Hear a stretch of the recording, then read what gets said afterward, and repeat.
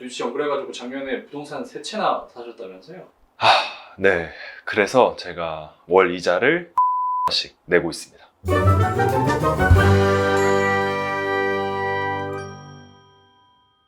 2021년은 가히 영끌의 해라고 해도 무방할 만큼 많은 사람들이 집을 샀습니다. 더불어서 청약 경쟁률도 어마어마했습니다. 서울에서 청약이 나오면 경쟁률이 기본 100대 1이었고요. 청약이 계속 떨어져 지친 사람들은 다시 집을 사는 쪽으로 마음을 먹었습니다. 집값이 끝없이 오르다 보니까 무주택자들이 패닉바잉을 했고, 특히나 2030 세대의 비율이 높았죠. 그리고 이 1년이라는 기간 동안에 저도 집을 3채나 샀습니다. 대출은 4억 원이 넘고요. 요즘 뉴스에서 자주 나오는 영끌족이 바로 접니다. 이번 영상에서는 왜 제가 지난 1년간 등기를 3개나 쳤는지, 왜 이렇게 무리를 해서 영끌을 했는지 말해보겠습니다.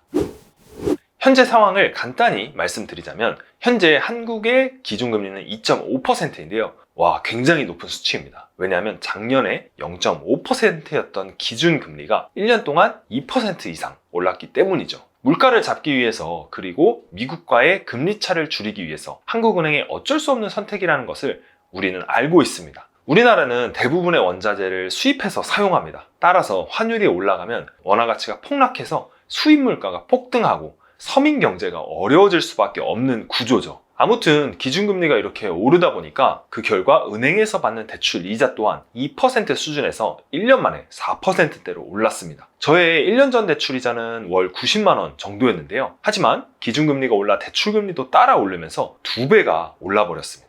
때문에 지금은 이자 비용이 월 200만 원이 돼버렸죠. 안타깝게도 당분간 금리는 더 오를 것으로 예상합니다. 대출이자가 6%까지는 찍지 않을까 예상하고 있는데요. 그리고 다시 조금씩 내려올 것 같습니다. 하지만 저는 지금 이자 부담을 크게 걱정하지는 않습니다. 제가 금수저라서 그럴까요? 아닙니다. 연봉이 1억이 넘는 고소득자라서 그럴까요? 아닙니다. 그 이유는 바로 제가 앞으로 부담할 이자보다 사들인 부동산의 미래 가치가 더 크다고 생각하기 때문입니다. 물론 2배나 오른 이자가 부담이 되지 않는 건 아닙니다. 하지만 저는 그 이자를 커버할 근로소득과 자본소득이 있죠. 그리고 저는 월세를 낼 돈으로 이자를 내고 소비를 할 돈으로 자산을 삽니다. 그러면 지금부터 왜 제가 영끌에서 작년에 3개나 등기를 쳤는지 이유를 말씀드리고 그 부동산들을 하나하나 분석해 보겠습니다. 처음에 스타트를 끄는 것은 청약 당첨이었습니다. 2021년의 부동산 시장 기억하시나요? 청약 공고가 나올 때마다 어마어마한 경쟁률을 기록했었죠. 저도 서울에서 청약이 나올 때마다 모두 신청을 했는데요. 당연히 결과는 광탈이었습니다. 예비 번호도 받기 힘들었어요. 그러다 어느 날 아파트 청약이 하나 떴는데요. 그 아파트의 이름은 세운 푸르지오 해리시티라는 아파트였습니다. 그런데 이 아파트는 원룸형 위주의 아파트였어요. 사실 투룸 타입도 있긴 했지만 공급 세대가 너무 적었습니다. 단 12세대만 투룸이었고 나머지 280세대가 원룸이었죠. 저는 이때 다른 사람들과 조금 다른 시각으로 접근을 했는데요. 어차피 저는 가점이 낮아서 일반 공급에서의 당첨 가능성은 전혀 없었고, 생애초 특별 공급은 경쟁률이 너무 높았어요. 그래서 경쟁률이 낮은 원룸형의 청약을 넣어서 당첨되자, 그리고 2주택, 3주택으로 투자를 넓혀보자는 생각을 했습니다. 그렇게 전략을 짰죠. 그리고 원룸은 대략 8대 1의 경쟁률을 기록했습니다. 경쟁률 굉장히 낮죠. 반면에 투룸은 393대 1의 경쟁률을 보였죠. 정말 미친 경쟁률이었습니다. 결과적으로 저는 좋은 선택을 해서 당첨이 된 거죠. 그런데 많은 사람들이 이 원룸 아파트는 좁아서 살기도 힘들고 가격도 오르지 않아서 투자 가치가 없다고 말을 했는데요. 저는 반대로 이 아파트가 분양가 이상으로 가격도 오를 거고 임차 수요도 충분함을 넘어 넘칠 것으로 판단을 했습니다. 제가 그렇게 생각한 첫 번째 이유는 입지입니다. 부동산은 말 그대로 움직일 수가 없기 때문에 입지가 무엇보다 중요합니다. 이 입지는 바뀌지가 않아요. 서울에는 3대 오피스 상권이 있습니다. 중구와 종로구 일대의 서울 도심에 위치한 CBD, 강남과 서초구 일대의 GBD, 그리고 여의도 일대의 YBD, 이렇게 3개가 있죠. 이 중 CBD 중심에 있는 세운지구의 입지의 희소성은 시간이 갈수록 가치가 높아질 수밖에 없다고 판단을 했습니다. 두 번째 이유는 분양가 상한제의 적용 때문입니다. 이 건물은 반은 아파트, 반은 도시형 생활주택으로 분양을 완료했습니다. 그런데 아파트는 분양가 상한제가 적용이 되었고 도시형 생활주택은 적용이 되지 않았어요.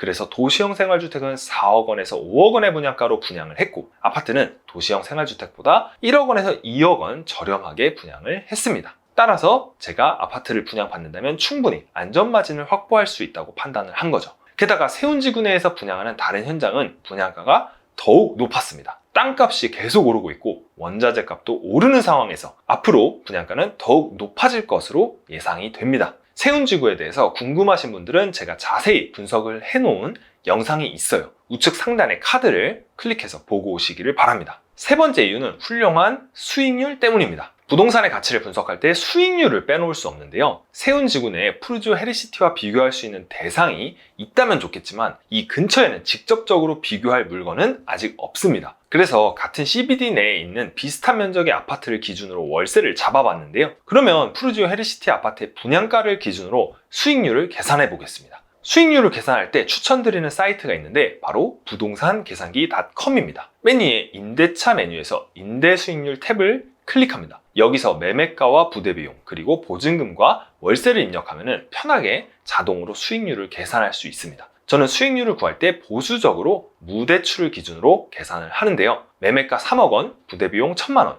보증금 3천만 원, 월세 120만 원을 입력하고 수익률 계산을 누릅니다. 그러면 연 수익률이 5.33%가 나옵니다. 이 계산은 무대출 기준이니 대출을 50%만 받는다면 수익률은 7% 이상으로 뛰어버립니다. 서울에서 특히나 핵심 지역에서 이 정도의 수익률은 굉장히 훌륭합니다. 더군다나 세운지구가 개발되면서 이 지역이 고급 주거 지역으로 바뀌면 이 아파트의 희소성은 더욱더 부각되기 때문에 월세를 150만 원 이상 받을 것으로 봅니다. 그러면 금리 인상기를 지나는 시점에서 수익률이 매매가에 반영되어 매매가는 충분히 5억 원 이상의 가치를 지닐 것입니다.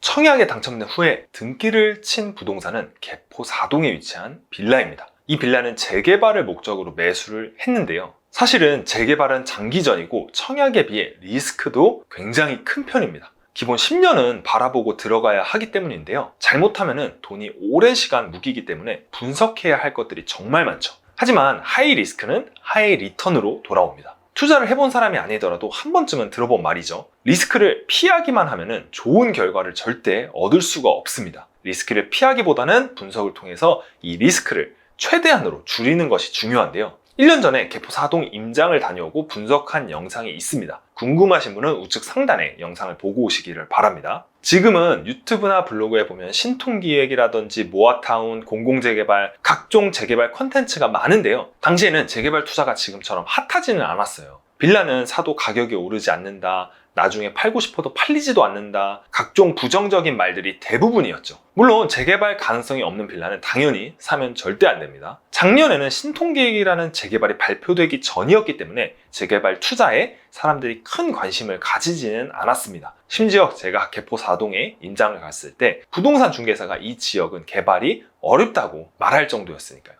그때 저는 대지 지분이 많고 가격도 괜찮은 투룸 빌라를 전세를 끼고 2억 중반에 매수를 했습니다. 물론 취득세는 부담이 많이 됐어요. 거의 9%에 가까운 취득세를 내야만 했으니까요. 하지만 지금 돌아보면 이때 한 개만 살 게 아니라 2개, 3개를 더 샀어야 하는데 이런 생각을 합니다. 비슷한 컨디션의 빌라가 지금은 5억대의 가격에 거래되니 1년 만에 약 2억 5천만 원 정도의 차익을 올린 거라고 볼 수가 있죠. 물론 팔기 전에는 사이버머니일 뿐이지만 말이죠. 만약 신통기획과 같은 정비사업에 선정이 된다면 구역이 지정되기 전에 지금 가격에서 몇 억의 프리미엄은 더 붙을 것입니다. 혹시나 구역 지정이 되지 않더라도 실망할 필요가 전혀 없습니다. 왜냐하면 이 개포 4동은 강남구에 위치해 땅의 가치가 높기 때문인데요. 그리고 이 지역을 관통하는 위례 과천선 계획이 발표되고 바로 옆에 양재 R&CD 특구 개발이 가시화되는 등 이러한 여러 가지 호재들은 개포 4동의 지가를 더욱 높일 수밖에 없습니다. 실제로 최근 몇 년간 이 개포 4동의 지가가 엄청 올랐고요. 주변은 이미 아파트로 전부 개발이 되었거나 되고 있습니다. 즉 여기는 단기간에 개발이 되지 않더라도 팔지 않고 10년이고 20년이고 가지고 가야 할 땅이란 뜻이죠. 마지막으로 제가 등기를 친 곳은 바로 용산에 위치한 오피스텔입니다. 사실은 제가 오피스텔을 매수할 생각이 없었어요. 왜냐하면 오피스텔은 좁은 땅에 건물을 높게 올리기 때문에 대지 지분도 적고 건물 자체의 감가상각이 빠르게 진행되기 때문입니다. 때문에 월세 수익이 목표인 투자자에게만 관심을 받는 상품이었죠. 아시는 분들은 아시겠지만 작년에는 아무도 이 소형 오피스텔에 관심을 가지지 않았어요. 그런데 투자는 아무도 관심을 안 가질 때 해야 하는 게 투자입니다. 소문이 나면 좋은 물건들은 다 빠지고 안 좋은 물건들 위주로 남기 때문이죠. 지금은 내 돈 안 들이고 무갭이나 풀피로 살 수 있는 좋은 물건은 거의 없습니다. 작년에는 시세 차익을 올릴 수 있는 소형 오피스텔을 살 기회가 많았어요. 저도 친척과 친구들이 저렴하게 오피스텔을 살 수 있도록 도와줬는데요. 대표적으로 이런 오피스텔입니다. 그리고 올해 들어 이 오피스텔의 가격이 적게는 1,000만 원에서 많게는 2,000만 원 이상 올랐습니다. 예를 들어 대림역 포스큐의 경우 작년에 1억 500만 원에 샀는데 지금은 1억 2,500만 원의 호가가 올라와 있죠. 차익이 엄청 크지는 않지만 사회 초년생의 첫 투자로는 절대 나쁘지 않습니다. 이렇게 원룸 오피스텔 투자도 좋은 투자 방법입니다. 하지만 저는 원룸보다 투룸 오피스텔의 투자 가치를 더 높게 봤습니다. 왜냐하면 원룸의 경우 공급 물량이 너무 많기 때문인데요. 네이버 부동산을 켜서 원룸과 투룸의 오피스텔 공급량을 비교해보면 그 차이를 한눈에 알 수가 있습니다. 부동산 투자의 기본은 수요와 공급을 분석하는 것입니다. 수요에 비해 공급이 많으면 가격은 자연스럽게 떨어질 수밖에 없죠. 우리가 학교 다닐 때 스쳐가듯 배웠던 이 심플한 그래프가 시장 경제의 가장 중요한 기본 원리입니다. 아무튼 요즘은 시행사가 낮은 수익성 때문에 원룸 오피스텔의 분양을 꺼리지만 그럼에도 불구하고 이미 기존에 공급한 물량이 너무 많고 정부 또한 역세권 청년주택이라는 사업으로 원룸의 임대 공급을 늘리고 있습니다. 그래서 저는 서울 중심부에 위치해 수요는 많지만 수요에 비해 공급이 적은 투룸 오피스텔을 매수했습니다. 원룸과 달리 투룸 오피스텔의 수요층은 다양한데요. 1인 가구, 신혼부부, 고소득층, 세컨하우스, 업무용 사무실 등 경제적 여유가 있다면 당연히 원룸보다는 투룸을 선호합니다. 또한 투룸은 공급이 적으니 전세나 월세가가 비싸게 형성된다는 특징이 있습니다. 사실 여기서 할 말이 진짜 많은데 여기서 얘기하면 영상이 30분이 넘어갈 것 같아서 오피스텔 투자에 관해서는 추후에 영상을 자세하게 만들어 보겠습니다. 관련 내용이 궁금하시다면 구독과 좋아요 잊지 말고 꼭 눌러주시고요. 아무튼 당시 제가 산 오피스텔은 5억 원이었는데 저는 여기서 가치가 분양가 이상으로 더 오를 것이라고 판단을 했습니다. 왜냐하면 오피스텔은 업무타운과의 접근성이 굉장히 중요한데요. 업무타운 접근성이 높을수록 수요 또한 늘어나기 때문입니다. 제가 산 오피스텔 주변의 경우 용산국제업무지구와 전자상가 개발, 그리고 서울역 마스터플랜 개발 등 일자리 호재들이 정말 많습니다. 최근 부동산 시장이 냉각되고 있지만 오히려 이런 용산 개발의 시계는 더욱 빨라지고 있습니다. 왜냐하면 정부 입장에서는 상승장보다 오히려 하락장에서 이런 대규모 개발을 하기가 수월하기 때문인데요. 상승장에서 개발하면 집값 상승을 부추기는 꼴이 되겠죠. 개발에 대한 반대가 엄청날 겁니다. 아무튼 이렇게 용산 개발이 하나씩 가시화되면 이 오피스텔의 가치는 더욱 높아질 수밖에 없습니다. 더군다나 땅값과 원자재 그리고 인건비가 지속적으로 높아지고 있기 때문에 분양가는 점점 더 높아질 수밖에 없죠. 실제로 이 주변에 최근 분양하는 투룸 오피스텔은 분양가가 8억 원부터 시작합니다. 만약 용산 개발에 대해서 더 궁금하신 분들은 우측 상단에 영상에 잘 정리를 해놨으니 보고 오시기를 바랍니다. 아마 영끌해서 대출받은 건 괜찮을까 하고 생각하는 분들이 계실 거예요. 그런데 앞서 말씀드렸다시피 대출의 이자 상환에는 문제가 전혀 없으며 전세를 놓은 집은 이자가 안 나가기 때문에 부담이 없습니다. 전세는 우리나라에만 존재하는 좋은 레버리지 수단이죠. 전세입자 못 구하면 너무 위험한 거 아니야? 이렇게 생각할 수도 있지만 보시다시피 전세 수요가 높은 곳에만 저는 매수를 했기 때문에 크게 걱정하지 않습니다. 위치를 보면은 용산구, 강남구, 그리고 중구입니다. 전부 일자리가 풍부해서 전세 수요가 넘치는 곳들이죠. 다시 한번 말하지만 투자에서는 수요와 공급이 핵심입니다. 같은 서울이라고 해도 외곽 지역에 매수를 했다가는 큰일 날 수도 있습니다. 실제로 서울 외곽 지역은 집값이 많이 빠지고 있죠. 그리고 잘못했다가 전세입자를 구하지 못하면 내 집이 경매에 넘어갈 수도 있죠. 지금도 뉴스가 부동산 하락 기사로 도배를 하고 있지만 이런 조정장 또는 하락장에도 돈을 버는 사람은 항상 있습니다. 물론 리스크는 있겠죠. 하지만 그걸 공부와 분석으로 커버를 해야 합니다. 한편으로는 집값이 하락하면 집을 산다고 집값이 바닥을 찍기만 기다리는 사람들이 있습니다. 집값이 너무 비싸다. 50%, 70% 떨어지면 사야지. 이 가격은 말도 안 돼. 사실 아파트 원가는 얼마 안 되잖아. 이거 다 거품이야. 물론 가치에 비해 집값이 터무니없이 비싸진 곳도 있습니다. 예를 들어 동탄의 외곽 지역 같은 곳이 있죠. 그런 곳에 터무니없는 가격으로 집을 사면 당연히 고점에 물리게 되죠. 그런데 여러분이 아셔야 할 게 이 그래프를 보세요. 서울의 아파트 가격 지수입니다. 이 그래프를 보면은 누군가 바라고 있는 폭락의 시기는 안타깝게도 오지 않을 것이라는 걸 알 수가 있습니다.